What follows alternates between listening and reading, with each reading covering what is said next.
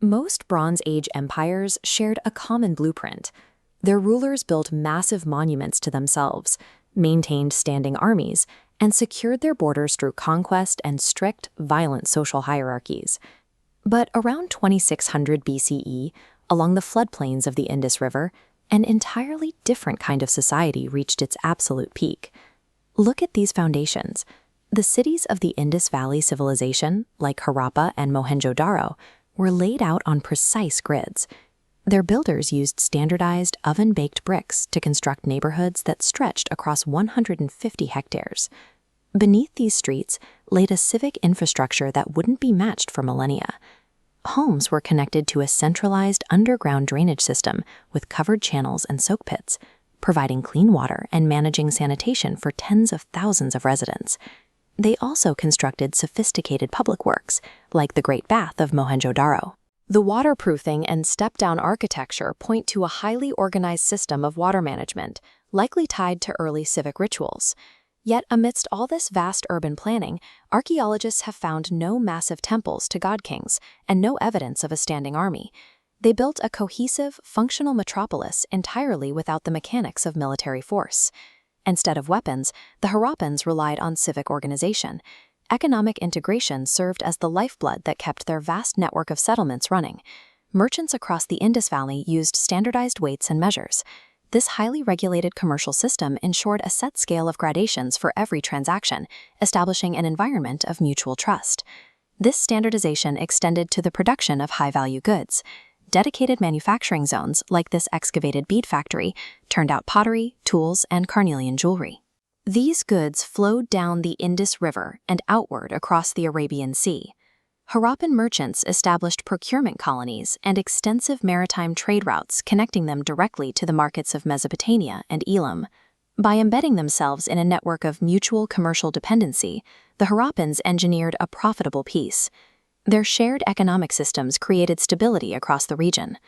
Recent genomic analysis offers a clearer picture of the people who built this system. The DNA from ancient remains shows a deeply indigenous South Asian population. Specifically, this genome lacks ancestry from steppe pastoralists or Iranian farmers. This genetic data directly contradicts older theories that the civilization was shaped or eventually overthrown by outside invaders. The artifacts left behind humanize these ancient citizens. Bronze sculptures like the Dancing Girl showcase their craftsmanship and hint at a vibrant daily life. Their leadership structure remains ambiguous. Statues like the so-called Priest King depict figures in patterned robes with calm, measured expressions, suggesting an elite class that ruled through influence and custom rather than absolute force. This influence is visible on small steatite seals used to identify property. They feature distinct symbols, long believed to be an undeciphered writing system.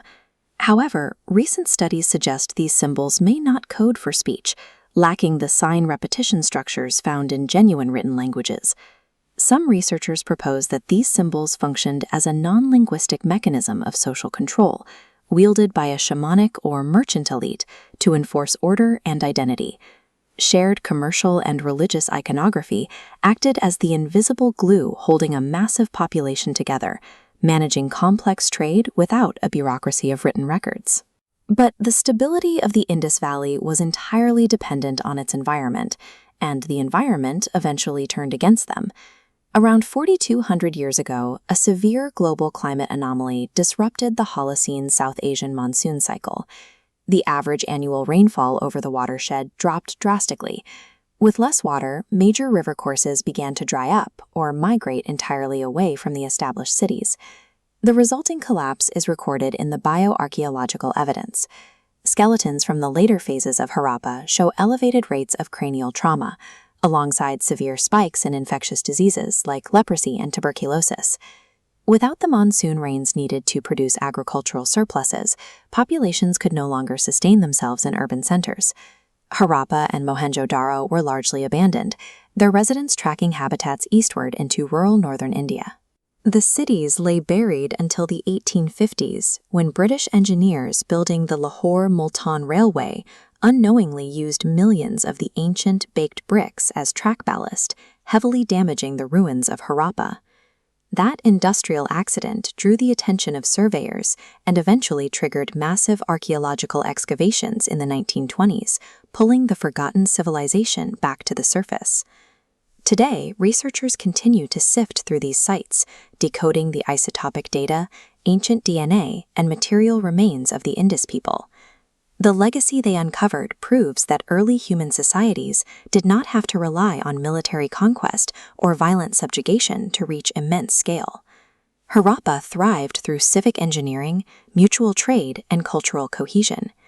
Yet it also serves as a stark historical record. Even the most organized, peaceful societies remain entirely at the mercy of a changing climate.